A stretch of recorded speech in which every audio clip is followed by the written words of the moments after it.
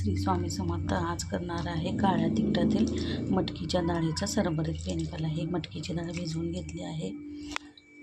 काळं तिखट, कढीपाला, कोथिंबीर, टोमॅटो, कांदा आणि शेंगाचं कूट.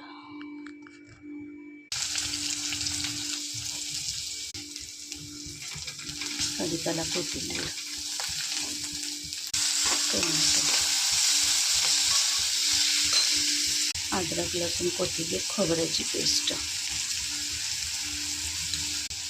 काळं तिखट,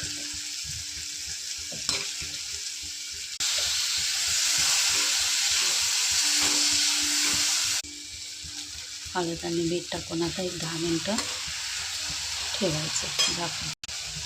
शेंगाचं कूट तयार झाली आहे. भाजी तयार झाला आहे. पेंडपाला आवडल्यास नक्की लाईक व सबस्क्राईब करा. मस्त खा, स्वस्त.